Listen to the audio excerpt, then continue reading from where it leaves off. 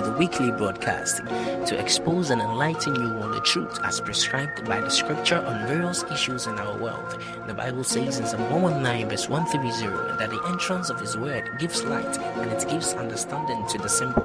God bless you as you enjoy today's message.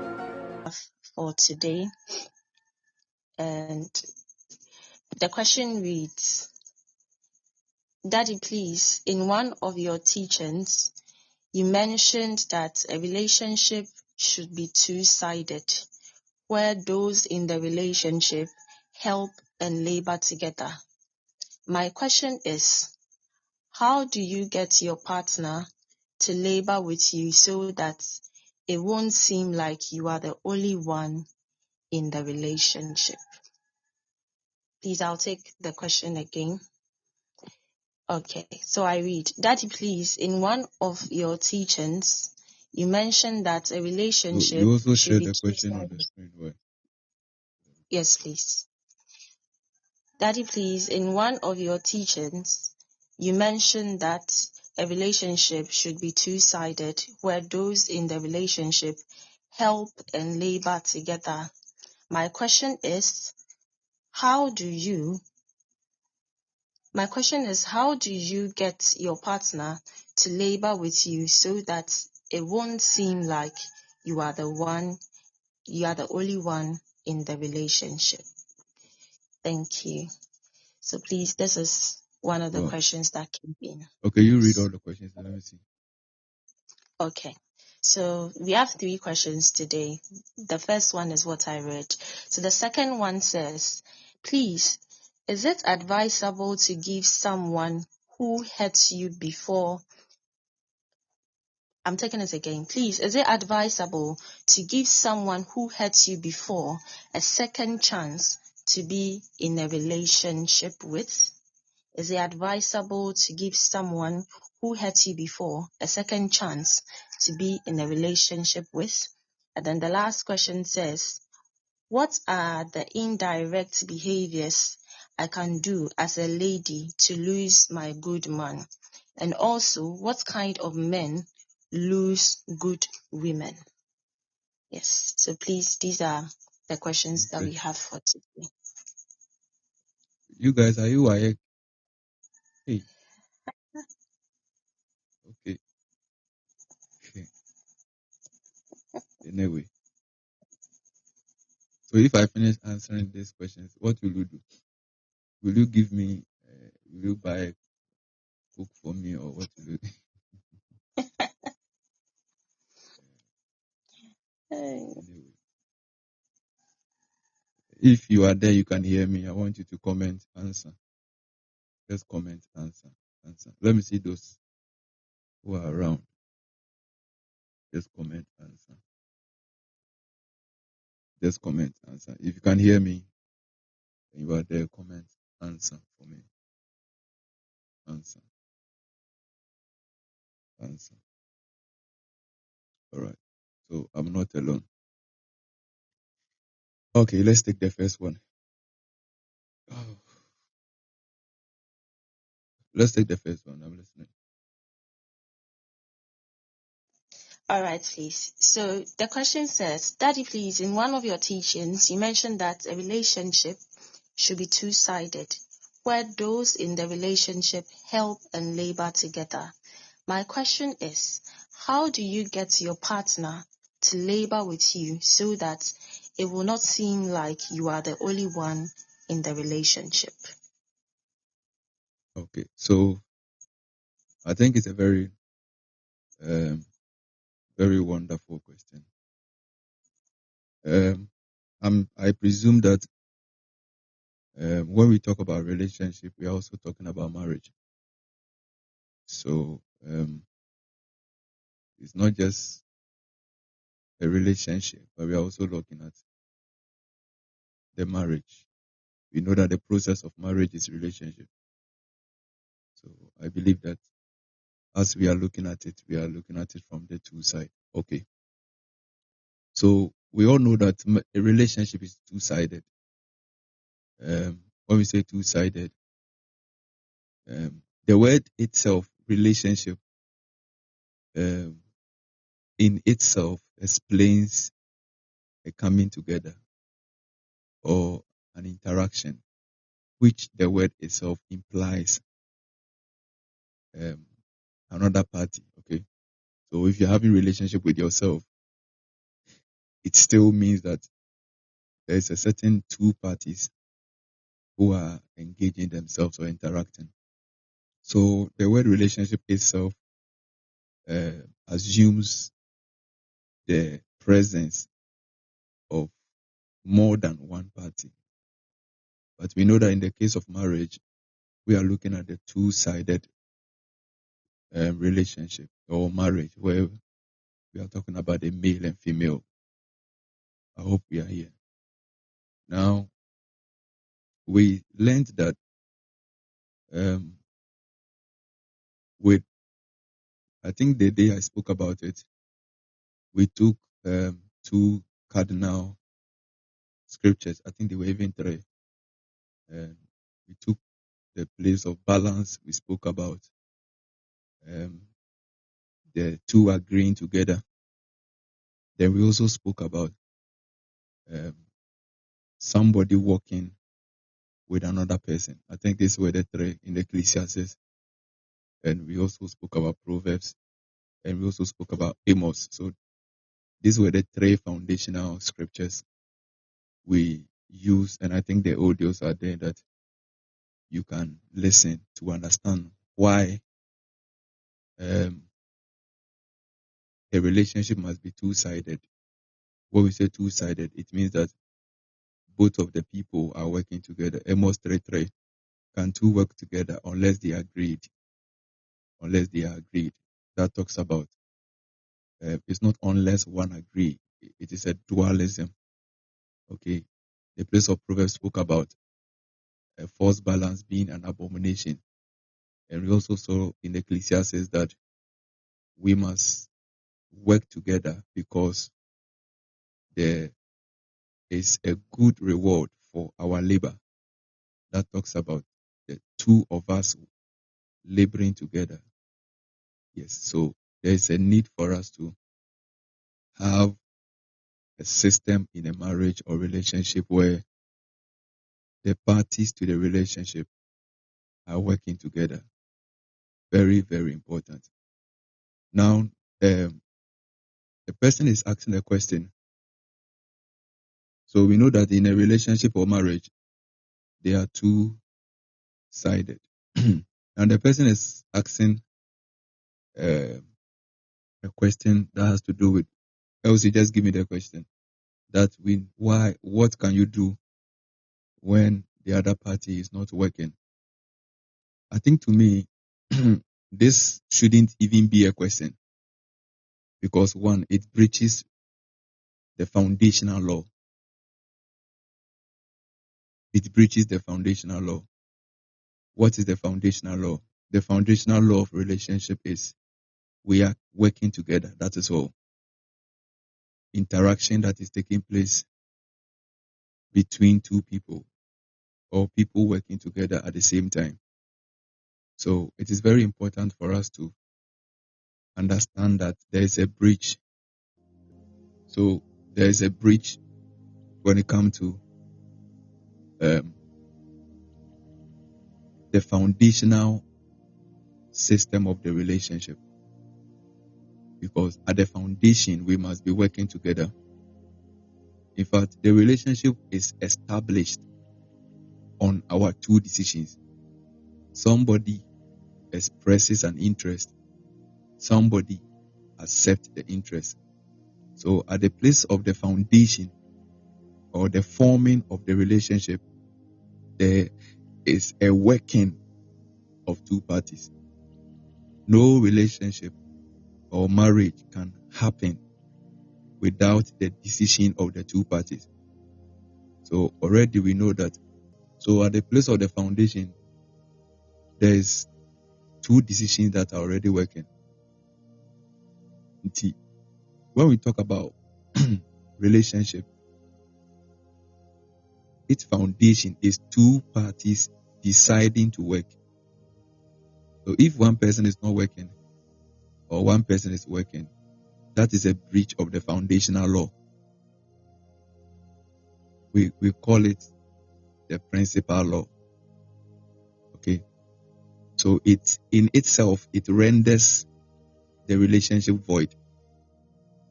It's not, as soon as one party begins to work, it's no more a relationship.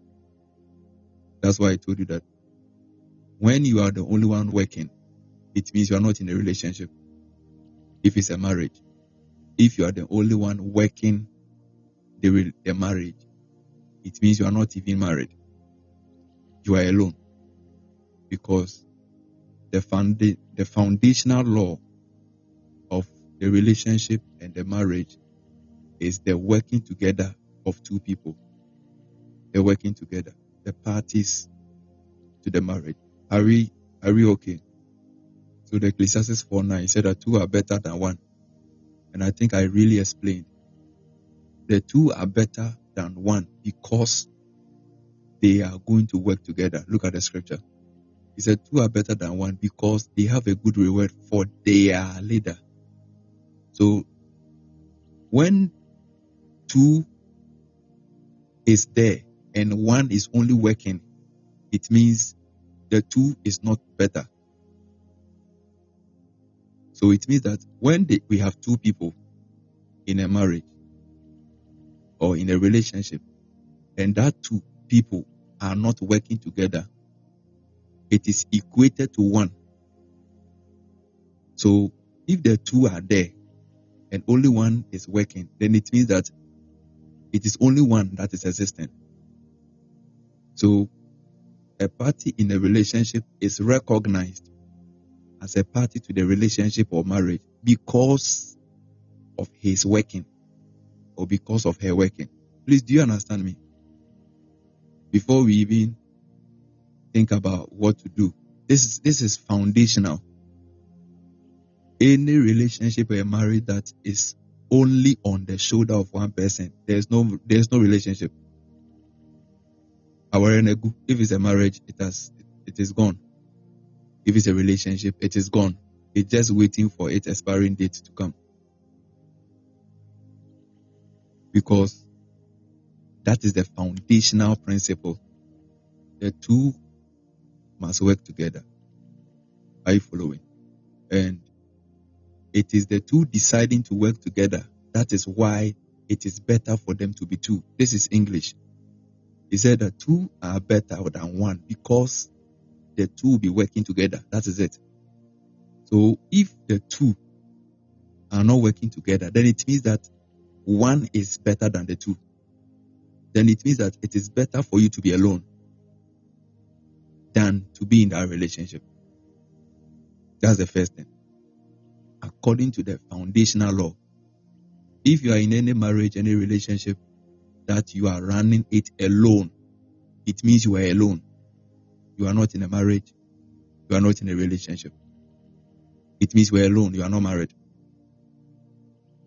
It means you are alone. You are not in a relationship. You are one. Why? Because the recognition of the two is dependent on the working of the two. So when the two doesn't work together, then it means that you are one. That is it. So there's no relationship. So any relationship that only one party is working, there's no relationship. You are alone. You are not dating. You are alone. You are not married. You are alone. Are you getting me? So that is the foundational principle. It's not about what I can do to bring the person on board. That is not your work. It's not your work. That is not your work. It is the person's decision to make. What you can do is to appeal. What you can do is to pray about it. What you can do is to advise. But you can't do much because it is a person's decision. That's why I told you that you must ensure that. That's why sometimes in marriages and relationships, we talk about the parameters. Okay? The driving force. That's why I talk about accountability the last time. Yesterday I mentioned it. Don't marry somebody who has no one he listens to. No. And don't marry someone that both of you are not under accountability. There should be somebody who can instruct you to do something, even when you don't want to do. And you must ensure that that accountability system is working in the marriage. Because as soon as the person loses that sense of accountability, the person can do anything he wants to do, and there's nothing you can do about it. You can complain, you can pray, you can fast, you can do all the things you want to do if the person decides, because it is in the decision of the person. Yes, it is in the decision of the person that, okay, at this point in time, I've decided that I'm leaving Elsie alone to work the relationship. At this point, I am tired. At this point, I have given up. At this point, I think I don't want to bring my input again.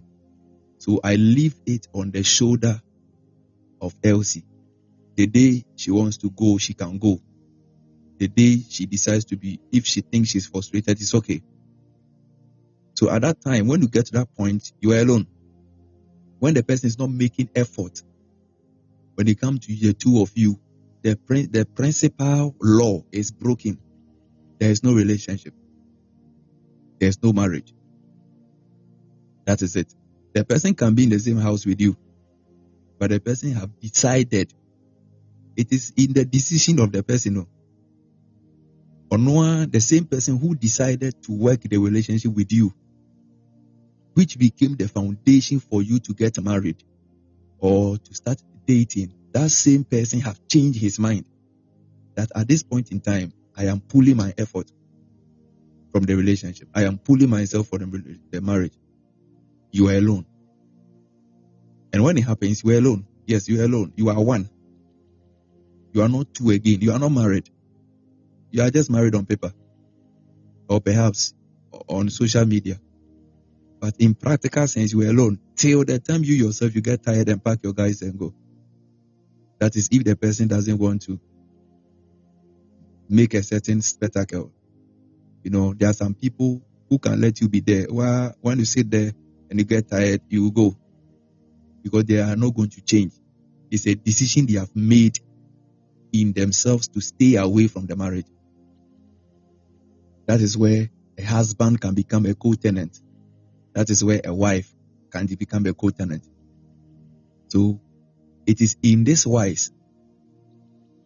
That is why we put the system of accountability. Number one, ensure. So what can you do when the person is not working with you? My dear, the principal law of the relationship is broken. There's no relationship. Maybe for certain reasons, the person cannot tell you that let's separate. Maybe for certain reasons, the person cannot tell you that go home. Maybe for certain reasons, the person cannot be so harsh to you and throw you out. But the person has withdrawn. So you are there alone. You are wearing the ring for public sake. But you are there. You are the one running the home. At that point, you are alone. You are just waiting for the whole thing to die. It's a decision. The only time the person can come on board is when the person decides. So you can appeal, you can advise, you can pray, you can fast. All these are things you can do. The Bible said that the heart of the king lies in the hands of the Lord. So you can commit the person's heart to the hand of the Lord. But even with that, it is still in the decision of the person. You can pray, sister. You can pray, you can fast. If the person still have decided to pull away, God will not force the person to come to you. So it is an area you don't get to find what to do. It is a stage you don't get to. So at the beginning, don't allow something you can't continue. Don't allow. It's because it is a breeding ground. At the foundational level, set the rules right. If the thing cannot work, then we clear it. You don't build the commitment to a point where, because sometimes, frankly speaking, there are some people from day one, it can be told that this person will pull away one day with certain things the person is doing. Sometimes if you are very vigilant, you can see that this guy at a point in time will pull away with effort. Sometimes some of the people is so around them. Yes, some people it is so clear. You can see the way he's indecisive, his lack of commitment. How many people has he committed to? That's why I always check for your records of loyalty. Yes, I check your records. Somebody who have never been committed to somebody for a long time, you are not too special. What makes you think that you are too different from the other people? Because he told you are special. It's not true. It's not true. So these are certain things you must check out. Otherwise, after 5 years, you realize that you are alone. But at that point, because of societal stigma, you still sit in the marriage, but deep down you know that you are alone. And that's where the drain comes in, you are breaking down and all those things begin to come in. The weight of the marriage is on you alone. And the lady is moving around, or the guy is just moving around unconcerned, and you are the only one worried about it. And that is what is going to kill you. Till the time you yourself, you get tired and you check out. So these are things, you don't let it get there. So in case it gets there, the only thing you can do is just pray. You just pray. Advise. Appeal. Like, you don't complain, you talk about it, you appeal to the person. You are doing is hurting me, this and this and that. In spite of all this, if the person still decides not to change, my dear, it is forever. Till the time you yourself, you decide to break.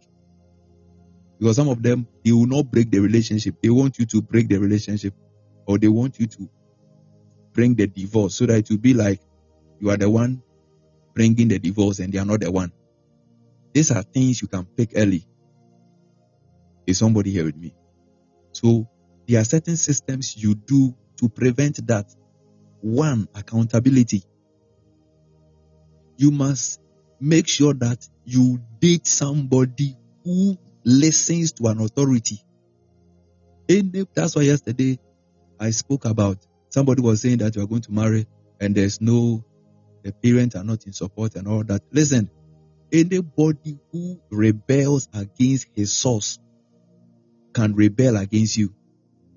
Yes. Anybody who can disrespect his authority, anybody who can disrespect her authority can disrespect you. Pastor Elsie is here. I never defend anybody in front of my father. I don't. I will never defend my wife. Me, when I'm dating and you speak something about my father, I'll report you. I'll record you, go to my father and say it. You say something bad about your mother, I'll record it and say it and go and tell your mother. Yes. You know why? If the mother who listen to me. Che, be wise. Listen. What makes you think that you have sacrificed more than the person who was there? Like, what makes you think you are too special? That he will never pull away from you. What makes you think so? Like, then because of what? There are people who have labored for 30 years before you came in. There are people who have labored for 5 years before you came in. Huge sacrifices thrown away. So what is about you that you think that your own is special? So you must never carry somebody into the place of marriage if the person has nobody he listens to. Don't just be having the fantasy of somebody who calls somebody his pastor or his leader or whatever. Sometimes it's just a cliche. How many times that the person, how much transparent is the person to the leader? How much transparent? How many times is he able to receive instruction? And how many times is he able to respond to that instruction?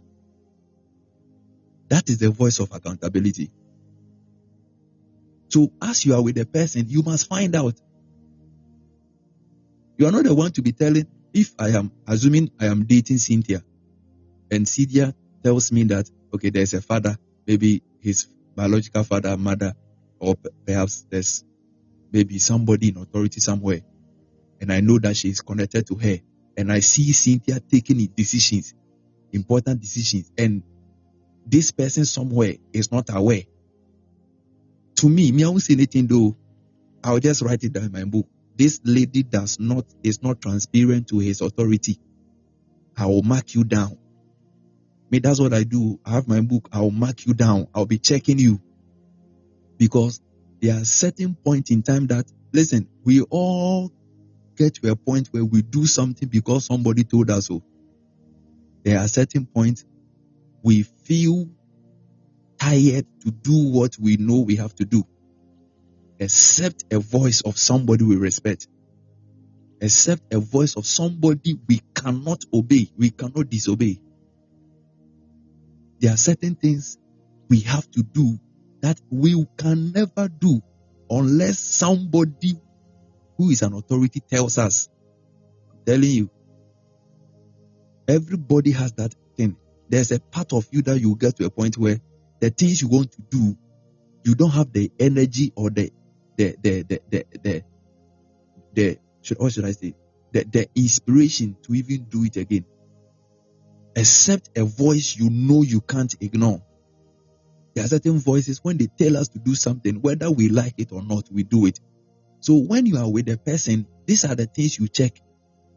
How many things is the person doing that ordinarily this guy will not do? I know Cynthia, there are some things she will never do. But because of Douglas, she is doing it. Okay, I note it. It means that Cynthia has this voice as an authority. And I check how well she responds to that authority and her consistency and continuity. If it is not consistent, it is a red flag. Let me use that word for you. That's what you understand. You check it, then you mark it down. Because one day it will be to you. So accountability is very important.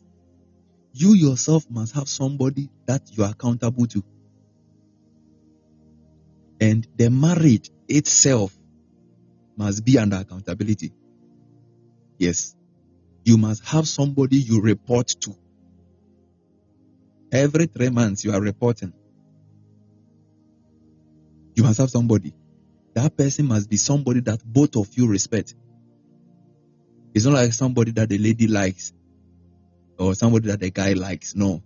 It should be somebody that both of you can submit to. If it's somebody from the side of the guy, fine. If it's somebody from the lady's side, fine. But the principle is that it should be somebody that both of us we respect and both of us we uphold that voice as the highest. That when it gets to a point where both of us are failing to discharge a certain duty, that voice can come in. Any marriage that has no accountable voice, that marriage doesn't go anywhere. The parties to the marriage can decide to do anything they want to do, and nobody can do anything about it.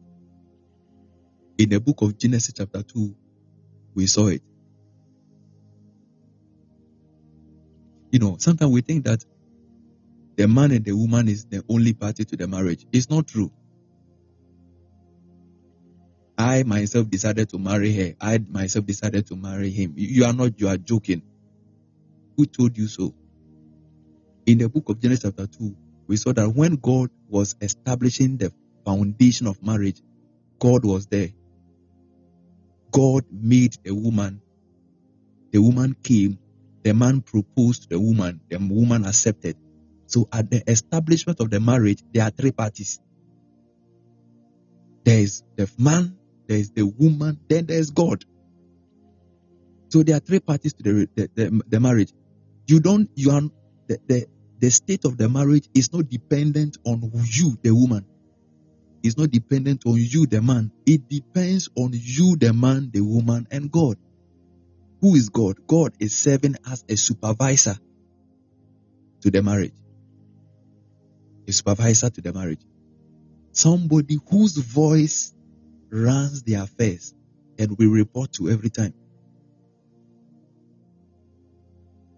So at the establishment of marriage, there is somebody called the supervisor who we report to every time. Periodically. You can do it 3 months, 3 months. You can do it 6 months, 6 months. You go together. You go and see the person. If it's online, you reach out. You have a meeting. So far, how are things going? Okay, this and this. These are the things. This somebody who regulates the affairs. So there should be that accountability system. And that accountability is established from the beginning. No? It's not like you are married and you are going to search for the person. No. The person is part of the process. The person is part of the establishment, and the person continues. Perhaps, maybe along the line, something happens. You are married and you want to continue. It happens like that. So there must be a supervisor to the marriage. Somebody who says Jack, we all respond.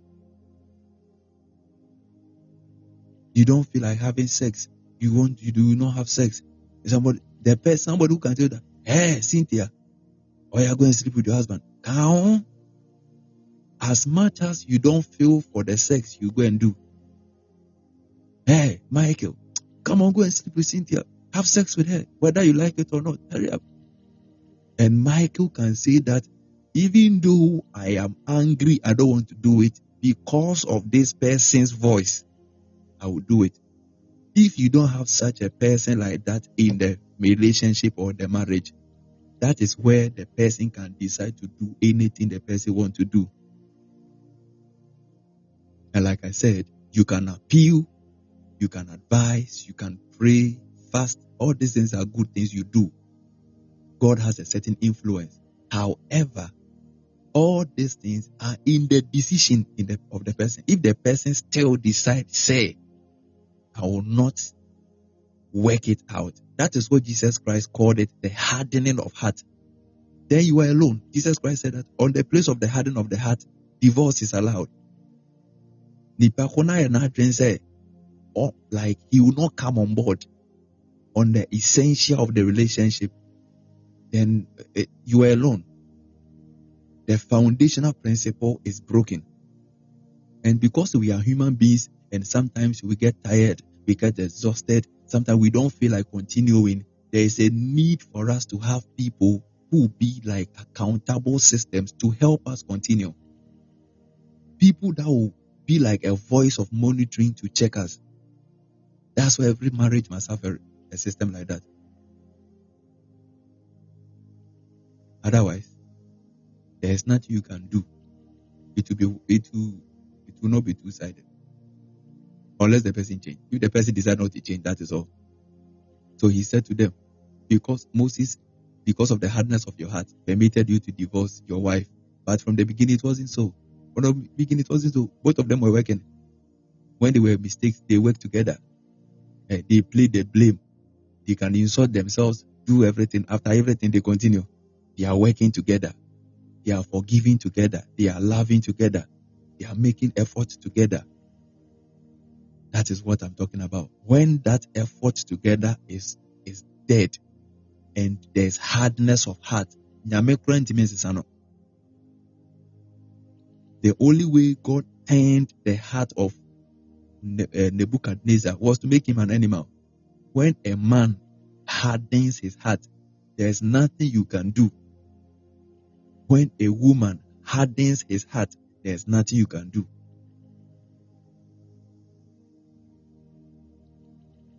Nothing. Because even if you pray and God wants to influence his heart to come on board, he still has a decision to make. Even if you pray and God wants to touch her heart to come on board, that lady still have a decision to make that, okay, now I have decided to come on board. Like the case of the prodigal son, you realize that the Bible says, and he came unto himself. If the person does not come unto himself that I am deciding to go, the Bible says, and he came unto himself and he decided to go. So until the person decides to join you, my dear, you are alone. Until the person decides to join you, you are not married, you are alone. You are not in a relationship, you are alone. Because that is the foundational principle. That's why you have to work out. You have to find somebody teachable. You have to somebody that both of you are connected to God. Because all these processes keeps the person's heart in check. So that no matter how things get, the person will still be able to respond to authority or respond to the voice of God. So I think that is what I can say. I wish it doesn't get to that point. So get accountable system. That's the main foundation.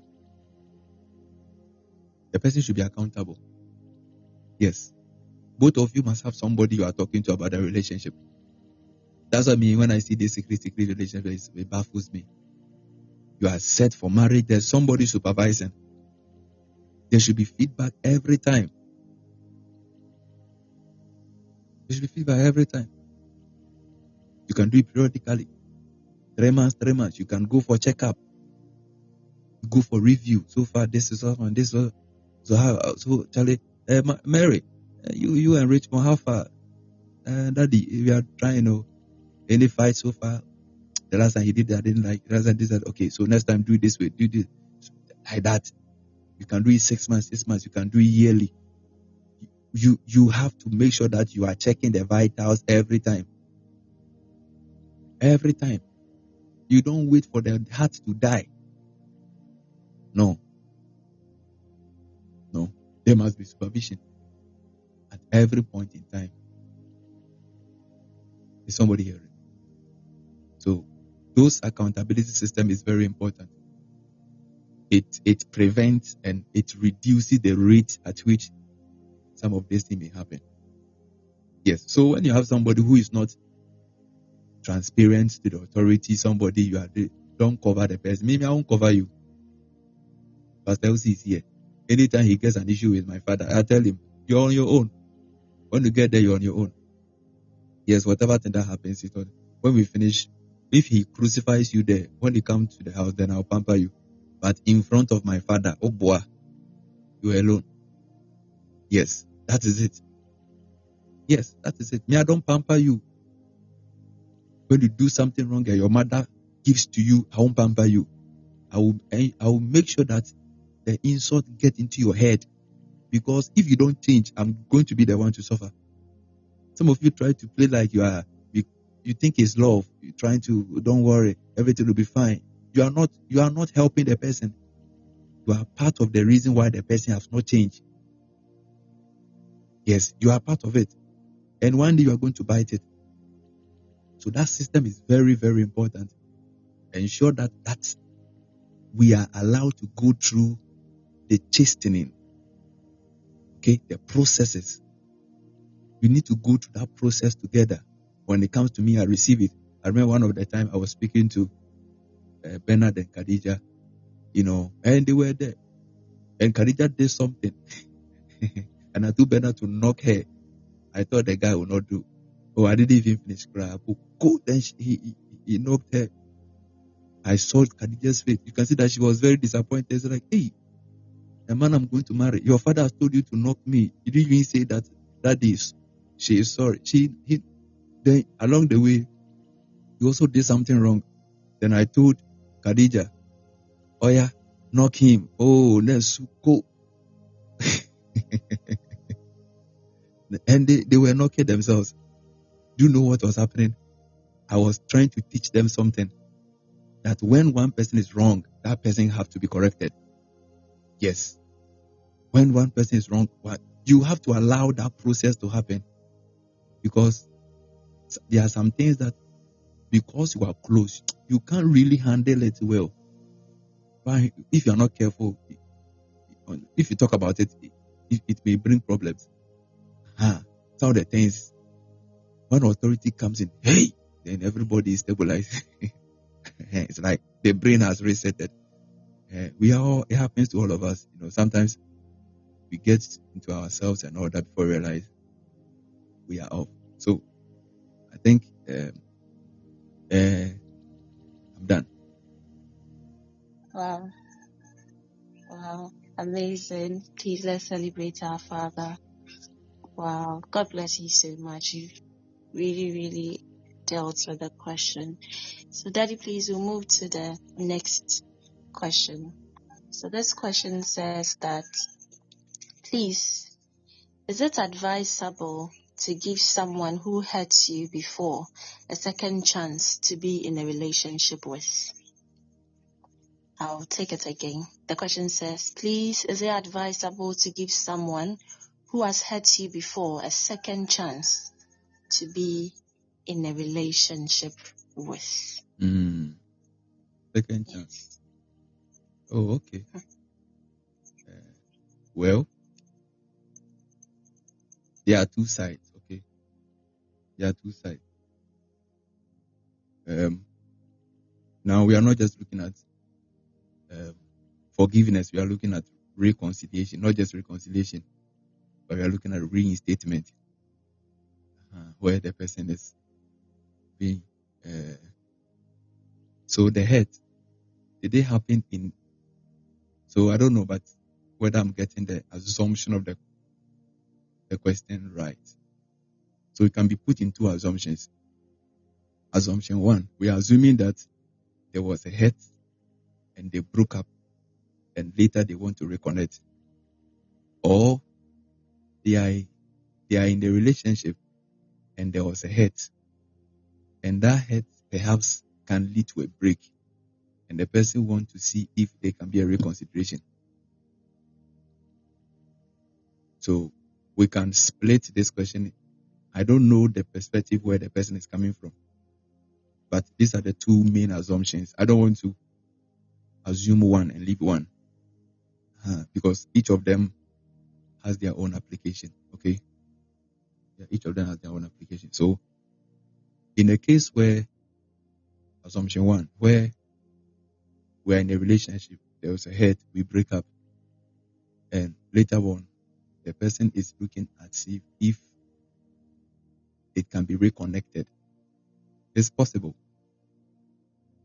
Yes, it's possible. It's possible. It depends on, we must be sure that first of all, we know that here we are not just talking about forgiveness.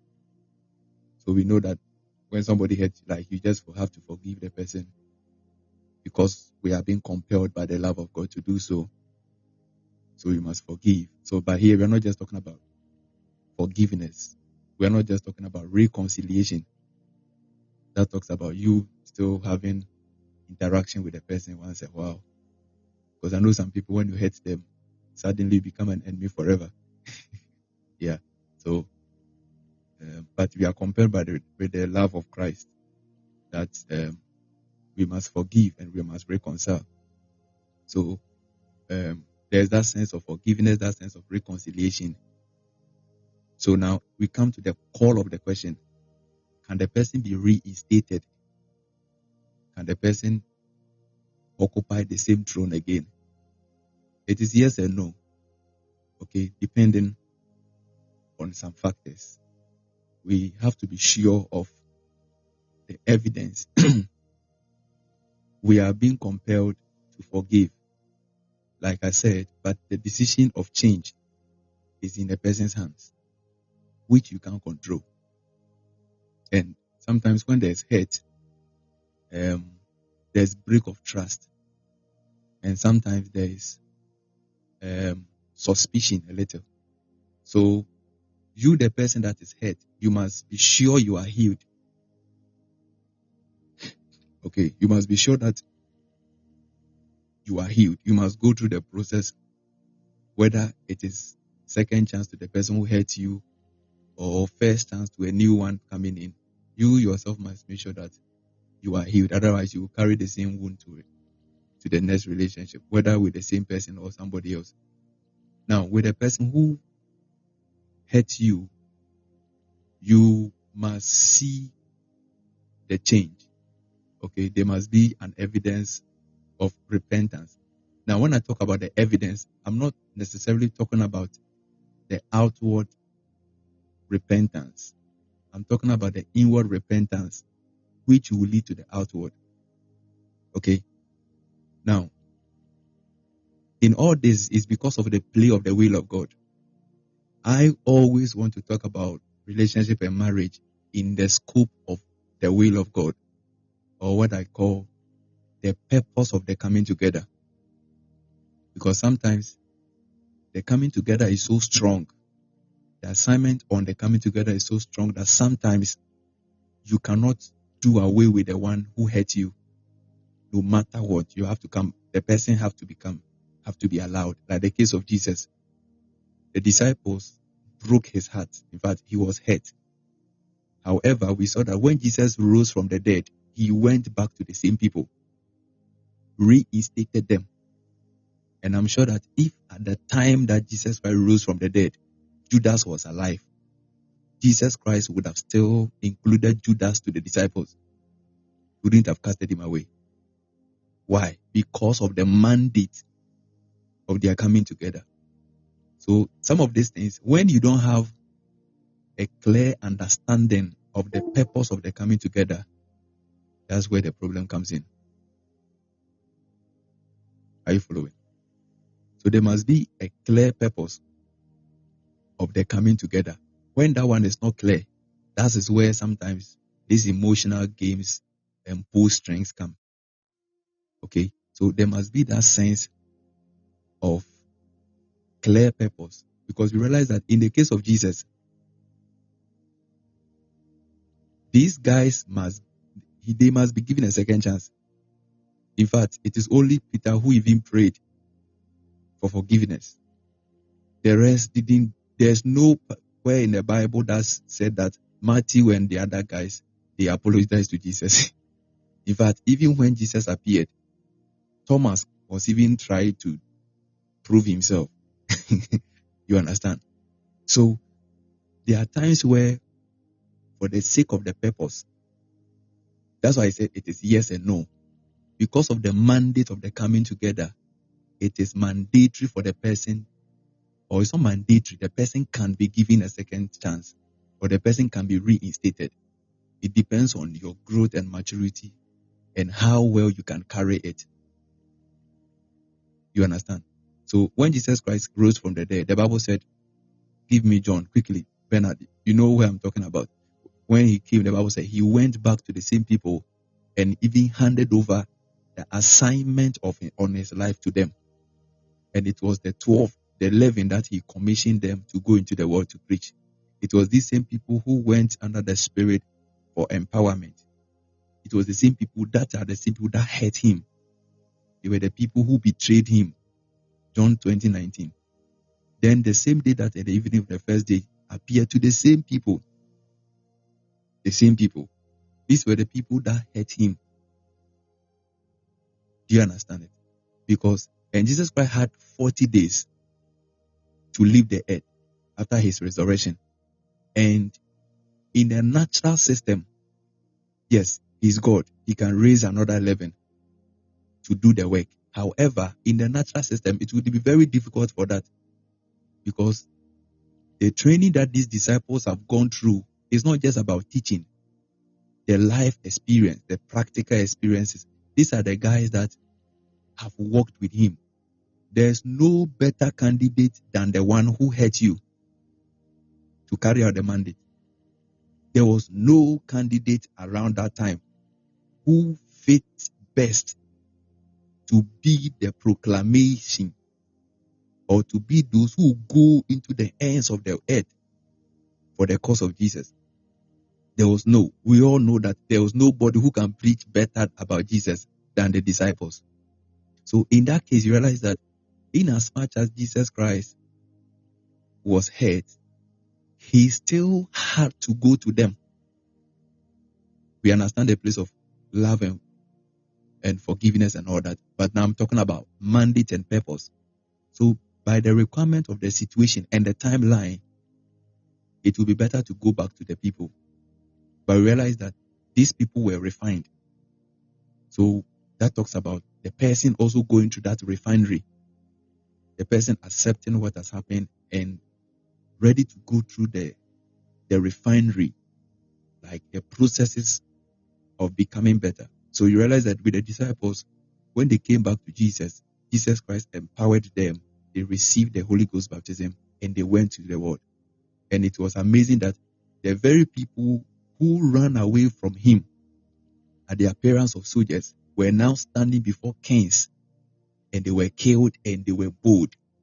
So sometimes, the one who hurt you the most may be the one who will love you well. Sometimes the one who disappointed you the most may be the one to hold you well for the rest of the relationship. Sometimes your biggest love is hidden in the one who hurt you the most. That's why when you are hurt, you must be very discerning and make sure that you are healed so that you have clarity on the decision you are making. To listen to the heart of what God is inspiring you to do. So, do we get that aspect? So, there is a point where it can be yes, depending on the system God is building around you and the relationship. Okay? In the case of Mary and Judah and Joseph, you realize that when the issue happened, when Mary got pregnant, Joseph had issue with it. The Bible said that, and he wanted to pull away. The Bible said that Matthew 1:18-20. Flow with me quickly. When the angel came, the Bible said that, and Joseph wanted to separate her, like separate from Mary. Now, the angel came in to now explain the matter to him. That was a reinstatement. That go back and take her as your wife. So, in this state, it was like Mary was being reinstated. Because yes, of course, Joseph had the right to be hurt. He had the right to withdraw because of what has happened. Look, then Joseph, Matthew 1:19. Then Joseph, her husband. You see, he's not even dating, marriage. Being a just man. So sometimes it is just for you to leave the guy and don't allow her. Sometimes a certain hurt warrants that you break the relationship. Sometimes a certain hurt warrants that you leave the marriage. But look at it, and it is okay. That decision is yours. If you take it, it's fine. And he said, not willing to make a public example, was minded to put her away. So, by the reason of what was happening, it affected Joseph, and Joseph decided to pull away. But while he thought on these things, the angel of the Lord appeared to him. Thou son of David, Joseph, fear not. Don't be afraid that this guy has broken your heart. Don't be afraid that this lady disappointed you. Don't be afraid. For what has happened, I am behind it. I know about it. Then look at the 22. He said, go back and pick her as your wife. Is it 22 or 24? Quickly help me. So here we saw that Mary was reinstated. And the Bible said that he went and picked her as a wife. Quickly, please, 22, 24. Or something. Somebody can just help, please. Let's be quick.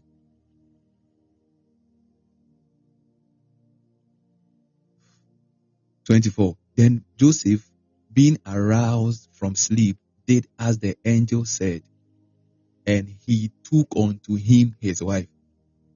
That That was what? Reinstatement. There was a second chance. Okay, so you realize that in these two cases, there was an influence of God, even on the one who did wrong or perceived to have done wrong. Okay, because sometimes hurt can be imagined. Sometimes hurt can be imagined. Sometimes you are hurt because you are imagining things. Sometimes the hurt you are having is not real. It's just a misunderstanding. You have not understood. There are so many things you don't know. So sometimes hurt is imagined. What you think is a hurt shouldn't have even hurt you in the first place. You understand? So that's why sometimes clarification comes in and you seek for information. So on that perspective, you realize that there can be a reinstatement. Are we here with me? Now, there are times where there cannot be reinstatement because of the decision, and sometimes even the same purpose. Because sometimes because of the surrounding nature of the whole situation, sometimes it becomes so complicated to a point where it becomes very difficult for the person to be reinstated.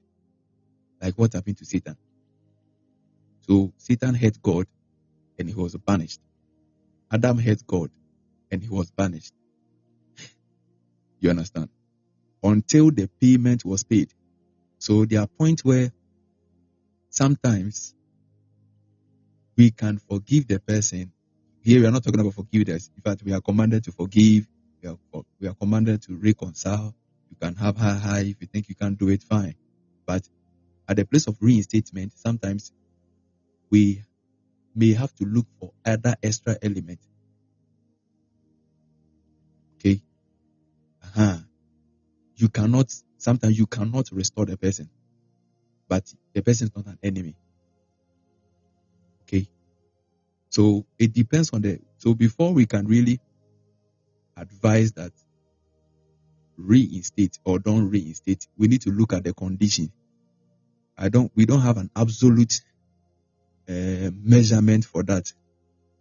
We need to do a lot of investigations to know what is happening, to know what has gone on, to look at the forces and all that. Then based on that, we can be able to make a decision whether that, okay, this one has to be reinstated or this one, no, we need to forget about it and move on. Because sometimes when it becomes dead, we need to just bury it. So basically, that's what I can say. Yes. Wow. Amazing. So full of wisdom. God bless you so much, Daddy. Please let's celebrate Daddy. Amazing.